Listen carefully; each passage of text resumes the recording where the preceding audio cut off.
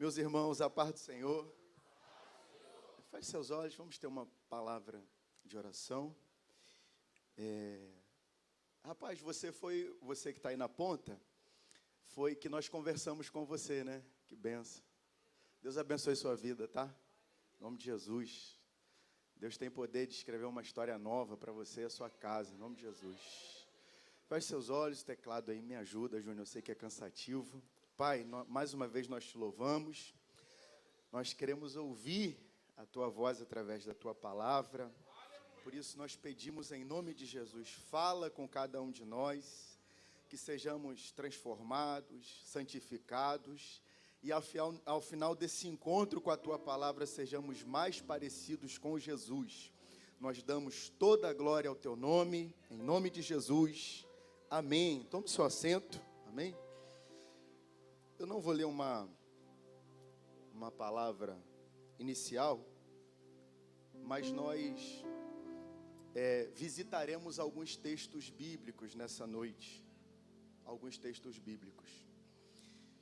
Você vai concordar comigo que a nossa vida, a minha vida e a sua vida, ela, nas suas diversas nuances, ela é construída, ela é constituída de interações, pastor Anderson, interações. Por interações eu quero dizer relacionamentos. Existe a interação, o relacionamento no âmbito familiar, existe a interação, o relacionamento no âmbito escolar. Logo que a criança cresce, ela dá um salto no seu desenvolvimento, e ela começa a interagir e ter o desafio de se relacionar com aquele grupo de pessoas, não é isso, missionária Lídia? Que já não é a sua família, é a escolinha. E aí ela começa a aprender a desenvolver habilidades de sociabilidade com pessoas que estão fora do seu ambiente familiar. Existe a interação do ponto de vista do trabalho. Você trabalha e você tem que interagir com as pessoas com quem você trabalha. Existe a interação, o relacionamento do ponto de vista das amizades. Você tem os seus amigos. E dentro da gama de amigos que você tem aqueles, né, best friend forever, né? Amigos para sempre, né? Aquelas pessoas que são íntimas. Elas são capazes de entrar na sua casa e sentar na cama do seu quarto. Veja que intimidade. E assim por diante, você tem a interação com as autoridades né, da sociedade, e você vai perceber, eu queria muito a sua atenção, porque eu vou responder uma pergunta muito especial nessa noite. Você vai perceber que cada uma dessas interações, desses relacionamentos, vão exigir de nós um código de ética diferenciado. Você tem um código de ética específico para a sua família. Você tem um código de ética para com seus amigos, no seu trabalho.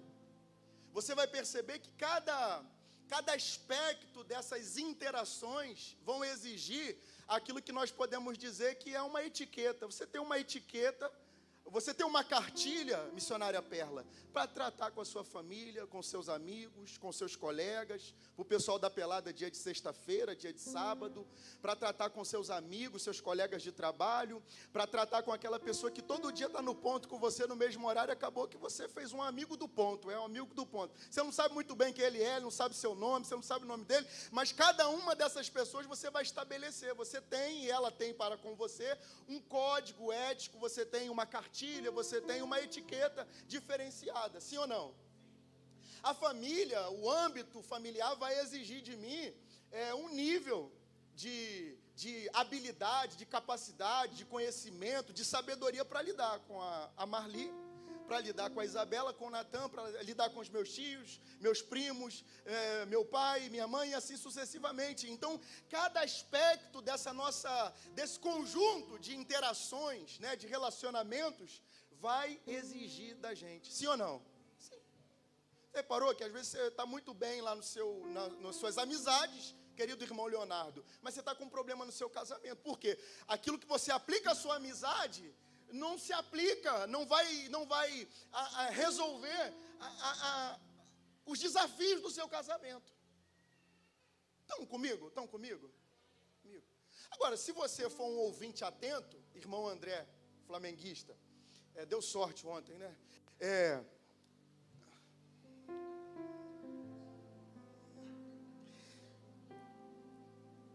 Que eu falei de muitas interações e relacionamentos, faltou um. Sim ou não? Faltou. Qual? Igreja. Você vai perceber que a igreja demanda de mim, de você, um código ético diferenciado. Vai demandar de mim, de você, um conhecimento, uma sabedoria, uma etiqueta. Vai exigir um protocolo diferente. E aí vamos à pergunta dessa noite? A pergunta é, por que as pessoas saem da igreja? Por que as pessoas saem da igreja? Talvez você está aqui nessa noite, você está dizendo assim, eu vou sair dessa igreja aqui. Ou você é de outra igreja e está dizendo, eu vou sair dessa igreja. Você já parou para pensar algumas vezes sobre essa temática? E é uma temática que eu já tenho pensado há algum tempo, e eu sempre tenho adiado de compartilhar isso com a igreja. E eu falei, Senhor, não é agradável, não é propício que num culto de domingo eu fale isso à igreja, mas a gente vai adiando, e a gente que expõe a palavra, lida com a palavra, tem alguns temas que são desagradáveis, mas a gente tem que tratar. Talvez isso não sirva propriamente para você hoje, vai servir amanhã, ou talvez você vai levar esses conselhos de Deus para a vida e vai ajudar outras pessoas. A pergunta dessa noite é uma pergunta solene, especial, importante, é uma pergunta que vai reverberar na minha eternidade e na sua eternidade. A pergunta é, por que as pessoas saem da igreja? Pergunta para essa pessoa que está do seu lado aí, por que as pessoas saem da igreja? Porque o culto de hoje é um culto muito propício. E é bom saber disso, que Deus colaborou para que eu entregasse essa mensagem, porque você viu a glória, o peso de glória que Deus derramou aqui, a Shekinah. Eu entrei no mistério ali, eu que sou tradicional, né, presbiteriano, eu entrei no mistério ali com o Diego, foi um negócio ali poderoso, eu vi os irmãos aqui saltando, um negócio muito poderoso, e você se pergunta, como é que pode alguém escapulir disso? Como é que pode alguém escapar desse mover disso? Meu Deus, que eu não encontro em lugar nenhum do mundo, eu vou encontrar isso aqui. Esse amor, esse cuidado, esse zelo. Por que as pessoas saem da igreja? Aí, para você não me acusar de heresia e falar, falou e não falou da Bíblia. Eu vou falar da Bíblia. Se você for, por exemplo, a Levítico, capítulo de número 10, e você perguntar assim, como é que pode alguém se desviar, alguém se afastar, alguém sair da igreja, nesse manto todo, nesse mistério todo, você vai ver dois rapazes ali, Nadab e Abiú. Deus privilegiou o pai desses moços com a grande oportunidade de ser o sacerdote. Ele era o quê? O sacerdote. Eu dava aula para o discipulado nessa manhã e eu falava que na antiga aliança o adorador ele só chegava até a entrada da igreja. Lá a entrada da igreja, dali em diante ele não tinha acesso mais. Era o sacerdote que pegava, imolava o animal, fazia tudo, e a adoração dele era uma adoração terceirizada. Quer dizer, se o sacerdote falhasse no cumprimento da sua função, a adoração do adorador era comprometida. Então Deus privilegiou essa família, privilegiou a tribo de Levi, e dentro da tribo de Levi falou, eu vou levantar um homem, uma linhagem específica para ser a linhagem sacerdotal. E Deus escolheu Arão, o irmão de Moisés. Só que num dia, eu queria que você abrisse, já está aí na tela, a gente vai ler o verso 1, e depois, o 2, e depois do 8 ao 11, que diz assim, ó, e os filhos de Arão, Nadab e Abiú, tomaram cada um seu incensário, e puseram neles fogo, e puseram incenso sobre ele, e trouxeram o quê? Fogo estranho perante a face do Senhor, o que não lhes ordenaram. Eu tenho um amigo que diz que Nadab e Abiú andava com isqueiro no bolso. Eles pegaram e acenderam o fogo com isqueiro, com fósforo. Sei lá de onde eles arrumaram um fogo e acenderam o incensário. Só que o incensário tinha que ser aceso pelo fogo de Deus. Alguém vai dizer que era o fogo do próprio altar do sacrifício que acendia, a brasa dali que acendia o incensário. Mas eles trouxeram um fogo estranho. Sabe o que vai acontecer com esses rapazes? Do versículo 2, está no 2? Então saiu fogo diante do Senhor e os consumiu e morreram perante o Senhor. O verso do 8 a 11, 8. E falou o Senhor a Arão dizendo, vinho e bebida forte, tu e teus filhos contigo não beberás, quando entrardes na tenda da congregação, para que não morrais. Estatuto perpétuo será isso entre as vossas gerações. Os estudiosos da Bíblia, que conhecem mais Bíblia do que eu, vão dizer que esses rapazes estavam bêbados, fora de si, e levaram fogo estranho. E você se pergunta, meu Deus, como alguém com um privilégio tão grande, com uma honra tão grande, que todo ser humano queria estar ali, mas eles trataram com leviandade. Saiu o fogo de Deus e os matou. Eles acharam assim, ó, igreja, pastor, o que eles sabem? E aí vai. Josué capítulo 7, versículo 1. Vai falar de um moço, de um rapaz, de um homem chamado Acã. Israel derrotou Jericó e agora tinha uma cidade pequenininha. Aí Josué mandou os espias e os espias falaram assim, Josué, faz o seguinte, coloca o terceiro time. Ó, não precisa nem ser os reserva, bota o terceiro time, aquela garotada lá da base, da várzea, coloca eles, porque lá o jogo tá fácil, sabe? É mais ou menos assim o quê? O Botafogo, né? O Botafogo joga muito, joga assim com o Bangu, assim, bota o reserva do reserva. Tá rindo do Botafogo, né, pastor? Bota o reserva do reserva e aí Josué vai para a batalha. Quando chega lá, Israel toma um passa fora daqueles moradores de Ai e morre. Vai morrer uns 30 a 36 homens. E vai dizer, por que morreu? Aí Deus vai falar, porque alguém pecou.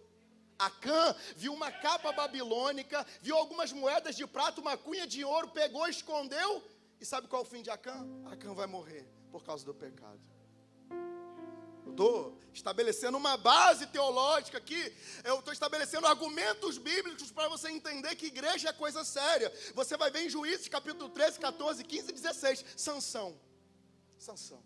Sansão, Deus escolheu ele desde o ventre da mãe dele, ele era um nazireu, alguém consagrado a Deus, e aqui eu tenho um bálsamo para com aqueles pais que criam um filho certinho, levou para EBD, como o pastor Sérgio ensinou aqui hoje de manhã, você fez tudo direitinho, mas o garoto parece que é igual Sansão. Ele gosta de brincar com fogo, brincar com o pecado, ele vai, e ele quer casar, não quer casar com uma menina que é crente, quer casar com uma menina que não é crente, e isso já traz problema, porque a ovelha que casa com o lobo vai matar a ovelha no casamento, e aí ele vai e mata o leão, come o mel da carniça que não podia fazer, e a vida de Sansão gira em torno dessas aventuras amorosas, essas aventuras de briga, essas coisas estranhas. O que vai morrer? O que vai acontecer? Cego. A pastora Carla prega muito sobre isso, igual um palhaço rodando lá no meio dos filisteus. Os filhos de Eli. 1 Samuel capítulo 2, verso 12 ao 17, depois o verso 22. Alguém ia ofertar, os filhos de Eli metiam o garfo e roubavam a oferta do adorador. Desanimavam o povo de ir à igreja. O texto vai dizer, em 1 Samuel 2, 22, que os filhos de Eli dormiam com as mulheres, que aos bandos, está lá, ó, aos bandos, elas se reuniam ali, e eles deitavam com aquelas mulheres, brincando com as coisas de Deus. João capítulo 6, versículo 60 ao 66, Jesus vai entregar um discurso duro, e os discípulos vão deixar de seguir Jesus. Tu acredita nisso? Esse discurso duro, que palavra é essa? Talvez ele está dizendo, eu não estou aqui para ouvir isso, não. Ele não paga minhas contas, quem é ele para falar isso? E os discípulos foram embora. E é dessa discussão que Jesus vai olhar para os dois e vai dizer, e vocês não querem não? Aí Pedro vai dizer, para quem nós iremos? Só tu. E é interessante porque os discípulos disseram assim, o pastor Jesus, fica com a sua igreja, seu sermão duro, que a gente vai embora. Pegaram a bolsinha, a trouxinha, botaram nas costas e foi embora. Jesus ficou com a mensagem, com a igreja, e eles ficaram com a vida deles. Agora só a eternidade vai responder se a escolha que eles fizeram foi certa ou errada. O jovem rico, Jesus gostou dele, Erlon. Ele chegou e falou, Senhor, o que eu faço para ter vida eterna? Ele falou, você tem que guardar os mandamentos. O garoto era bom, falou, eu guardo tudo. Jesus olhou para ele e... Porque esse Jesus é implicante, ele tem essa palavra para a gente. Só te falta uma coisa, fala, molezinha, só uma coisa. É só uma coisinha, mas vai pegar você, ó, vende tudo que tem, dá aos pobres e vem e me segue. Aí sabe o que ele falou? Jesus, fica com a sua igreja, fica aí com as suas coisas, que eu fico com o meu dinheiro. Ele foi embora. E mais um que a eternidade vai provar, vai responder para a gente se a escolha que ele fez foi boa. Judas.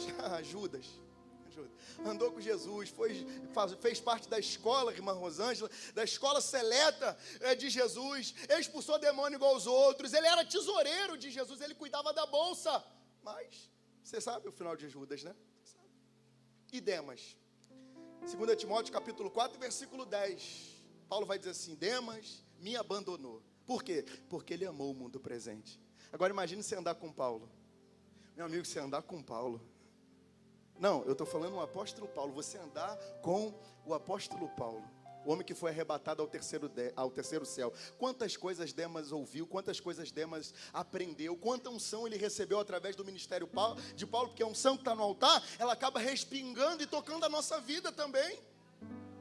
Só que Demas um dia falou, eu gosto mesmo é do mundo. Paulão, desculpa, mas eu gosto mesmo é do mundo, Paulo. Eu gosto é do forró, eu gosto da mulherada, eu gosto da mesa cheia, eu gosto de deixar os rótulos daquela cerveja cara virada para o ônibus quando ele passar. Então não fala aqui, uma caixa, 2 caixas. Eu gosto de chegar e fechar tudo, é tudo meu. O que comprar, Paulo, eu gosto é disso, Paulo. Virou as costas. Falou, Paulo, você fica com a sua igreja aí, que eu gosto mesmo é do mundo. Dá para sair da igreja ou não dá? Aqui esses caras. Por que as pessoas saem da igreja? Número 1, não é só isso não, tá? Amanhã depois pode vir outro pregador e falar outras coisas. Não é tudo, eu vou falar algumas coisas. Por que algumas pessoas saem da igreja? Porque elas nunca se converteram de verdade. Elas aderiram, elas foram aderentes, elas frequentaram, acharam legal, mas nunca se compreenderam a natureza, a realidade, a singularidade espiritual, sobrenatural da igreja. Elas nunca compreenderam o problema do pecado e nunca souberam dar valor à obra de Cristo. Porque se eu não sou pecador, o que Cristo fez? Ele foi um cara legal. Sabia que tem gente que vem para a igreja, ele gosta quando os irmãos cantam aqui, meu Deus, mas ele não se converteu. Ele nunca chorou pelo pecado dele. Meu Deus, eu sou concupiscente, eu sou mentiroso, eu sou enganador. Meu Deus, ele nunca se sentiu sujo, sabe, sujo, impuro. Meu Deus, eu preciso de um Salvador. Não, ele gostou. Irmãos, e a gente vive um tempo em que as pessoas estão gostando, porque a igreja, ela é agradável, ela tem umas luzes, o ar-condicionado, sabe? E tem umas coisas boas que dá para eu aplicar lá no meu trabalho, eu aprendo as palavras, mas ela nunca, meu Deus, eu preciso se converter, não. Ela é...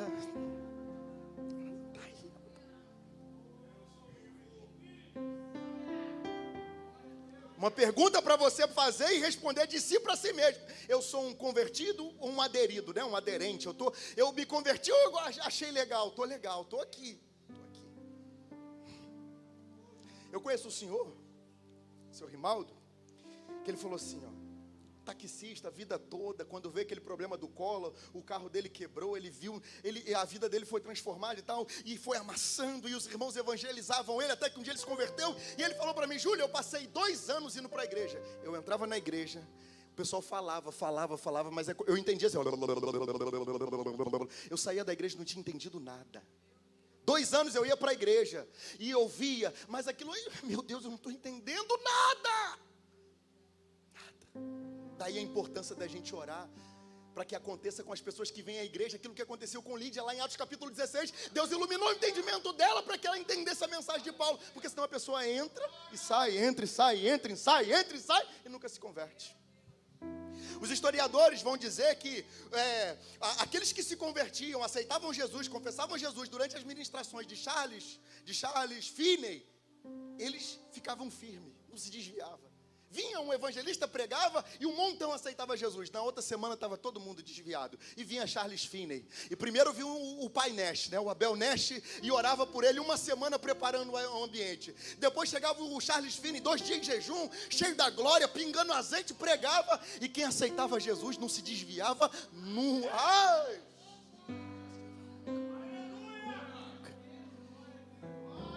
Porque quando o Espírito vai lá assim... já era, você está marcado.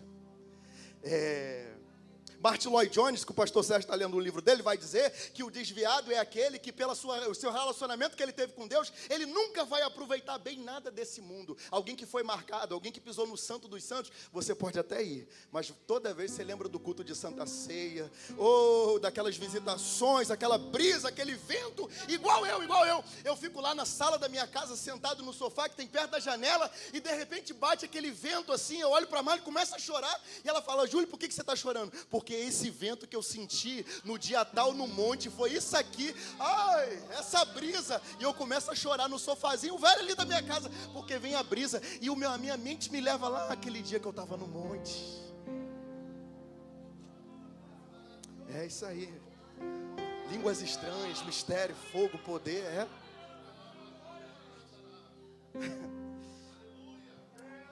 tem que se converter, gente. Se converter. Se converter.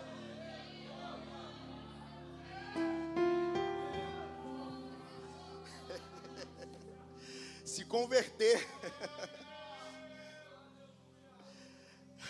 Jesus uma vez contou uma história falando da conversão. Ele falou que tinha um homem que estava procurando uma pérola de grande valor. Ele andava pela vida aí. Um dia ele foi na Furacão 2000, nem existe mais, né?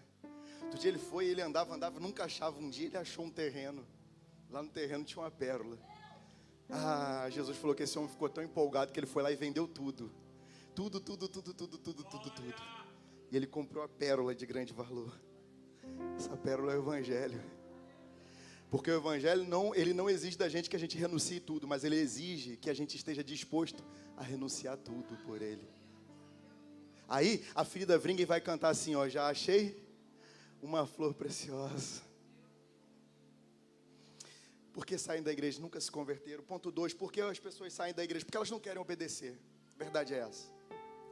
Elas não querem seguir regras, elas se acham boas demais para ouvir os pastores, boas demais para ouvir a liderança, e elas dizem assim: quem ele pensa que é? Quem ela pensa que é? A vida é minha. Ninguém manda na minha vida. Vai pagar minhas contas? Não, então, no meu casamento, com os meus filhos, na minha casa, quem manda sou eu. Só que a própria palavra para pastor no Novo Testamento, bispo, episcopos, é alguém que supervisiona, que vai entrar lá na tua intimidade, vai dizer, vai se meter no seu relacionamento com seus filhos, no seu casamento, na sua vida, porque ele vai responder pela sua vida na eternidade. Se você é alguém que diz assim: ninguém manda na minha vida, não sei o que vai ser de você. Não sei. Por que as pessoas saem da igreja? Porque elas dizem: ninguém manda na minha vida. Por que as pessoas saem da igreja? Porque elas não se socializam. Elas não estabelecem vínculos, laços, relacionamentos. A pessoa vem aqui, sai do culto, não conversou com ninguém. O cara está 1 ano indo na igreja, ele não conseguiu estabelecer vínculo com ninguém. Elas não se conectam com ninguém, logo ninguém vai se conectar com elas.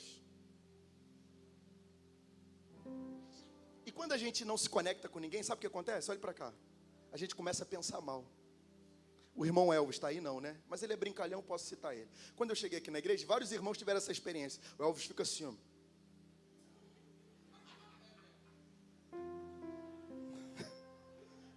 Tinha um amigo que ele veio assim, tinha uns probleminha no passado, né? E um dia ele veio na igreja e o Elvis ficou assim. Aí o irmão falou para ele: rapaz, ele é polícia. Aí o irmão falou assim: é verdade, vai ver que ele me lembrou de algum lugar e tal.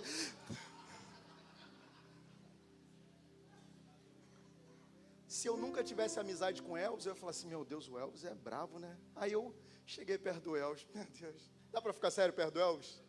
O homem brinca.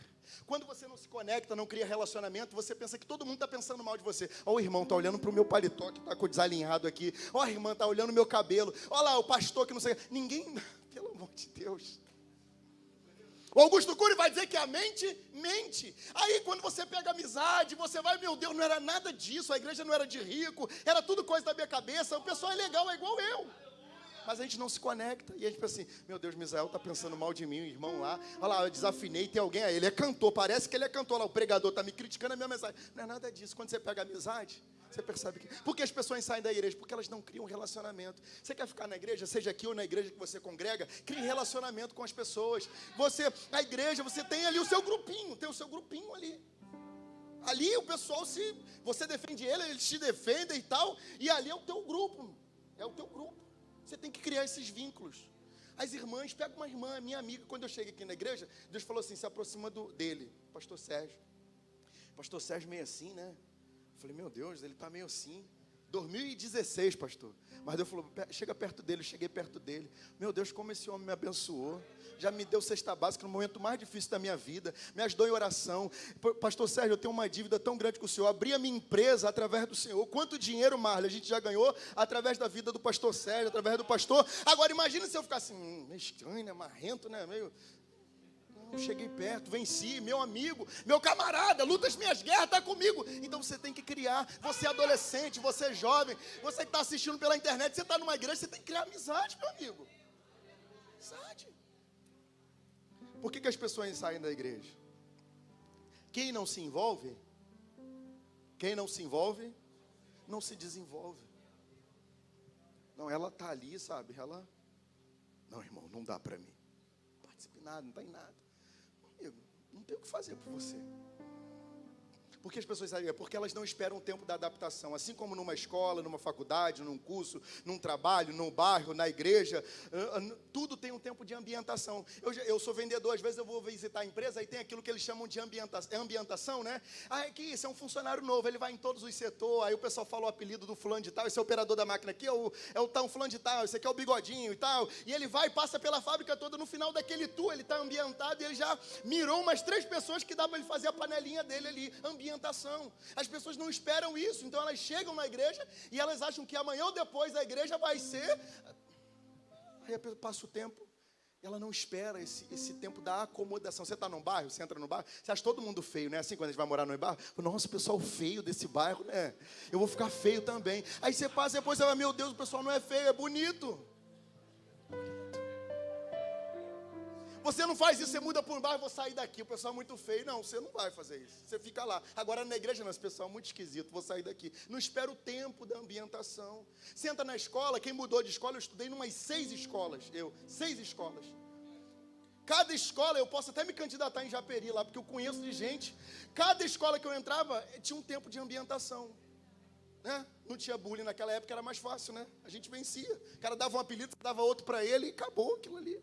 Então, a faculdade é a mesma coisa, no trabalho é a mesma coisa, tem esse tempo de adaptação. Porque as pessoas saem da igreja? Por causa de questões emocionais, questões psicológicas. Às vezes, essas mesmas pessoas que não ficam na igreja, são aquelas que não ficam em trabalho, não têm relacionamento saudável, não falam com ninguém, são esquisitos, estranhos e difíceis de lidar.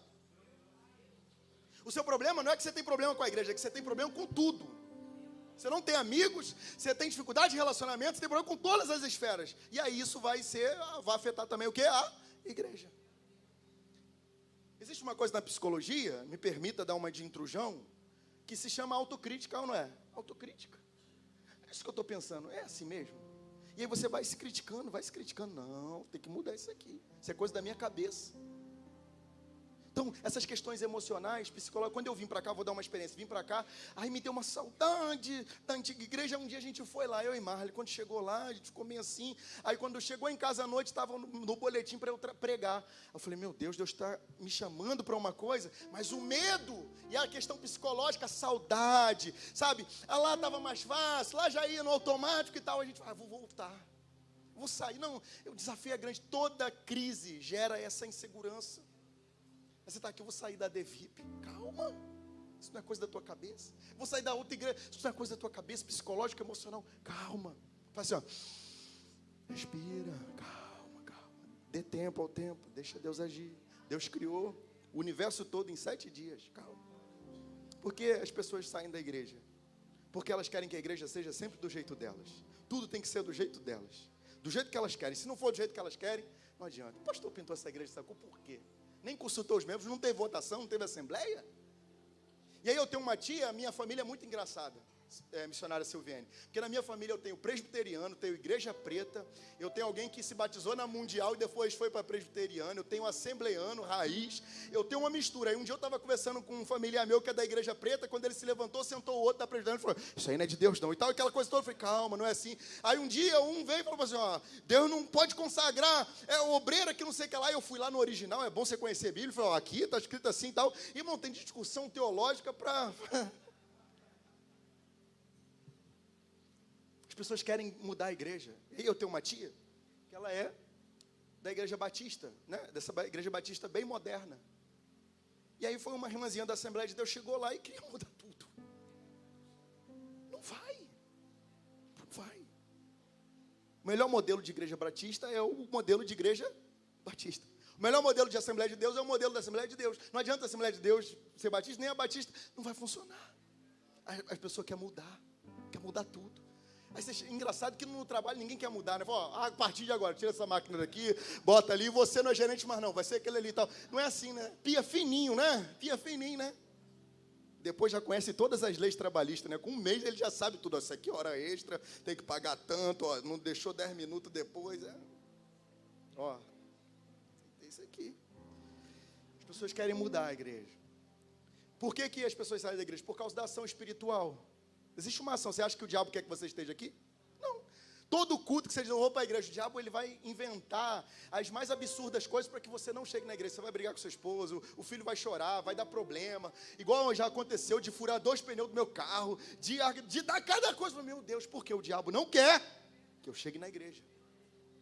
E já reparou que é naquele dia que você fala assim, vou, não vou, vou, não vou, vou, não vou, vou, não vou. E quando você vai, meu Deus, aquele dia que, puf, o Espírito te pega, aí é uma glória, é uma bênção. A porta abre, a resposta chega, a palavra se manifesta e Deus faz. Porque o diabo tem um faro que excede a nossa capacidade de entender. Se ele for lá hoje, se o irmão Naldo for lá hoje, Deus tem uma bênção para ele. Eu não vou deixar ele chegar. O irmão Naldo é um crente raiz, ouviu essa palavra, Satanás, pois é hoje que eu vou. Por que as pessoas saem da igreja? Por causa dos seus pecados. Ela tem pecados sexuais, ela é materialista, ela é avarenta, ela trabalha o tempo todo, ela tem seus esquemas, suas corrupções, seus embaraços, ela é secular, ela é uma pessoa secularizada, e ela tem a vida dela, ela quer sair de férias, ela quer viajar, quer viver a vida dela, ela tem os pecados dela, e ela percebe assim, não, deixa eu aqui, cara. Eu tenho a minha esposa de casa, mas eu tenho a outra lá, e se eu for para a igreja, vão mexer comigo, e ele está só chafurdando no pecado, hoje você aproveita, tá? Isso, mas amanhã, isso que você está achando legal vai te levar à ruína. A ruína. A pessoa abre mão daquilo que Deus tem para a vida dela por causa do prazer do pecado. Porque as pessoas saem da igreja por causa dos problemas familiares, você sabia disso? Problemas do casamento. Eu chamo isso de casamento gangorra, quando um está bem, o outro está mal, quando um está mal, o outro está bem, e briga, isso acaba o quê? Desanimando a gente, desanimando. Está aqui a irmã Marli, eu sempre falo para ela, irmã Marli, vamos viver bem no casamento, vamos viver bem, porque senão daqui a pouco deu 30 anos, 40 anos, 50 anos, você vai, o que você fez da minha vida? Eu não fiz nada, eu só fiquei nesse, eu e ela e eu, e a gente passou o tempo todo, não estudou, não fez faculdade, não trabalhou, só problema no casamento. Você está com a sua esposa aí? Seu esposo? Com cuidado, fala para ela assim, vamos viver bem? Isso, fala isso é de Deus. Acabou o culto, virou encontro de casais. Fala assim, vamos viver bem? Oh, meu Deus do céu, quantas vezes você já brigou? Fala para mim. Irmão Júlio, um montão. E depois, fizemos as pazes. E quando faz as pazes é bom, né? E aí fez as pazes então, brigou mais uma vez, é mais uma vez. Para quê? Prolongar, meu Deus. Aí, problema no casamento, ele não vou pregar, não vou naquela igreja mais, acabou.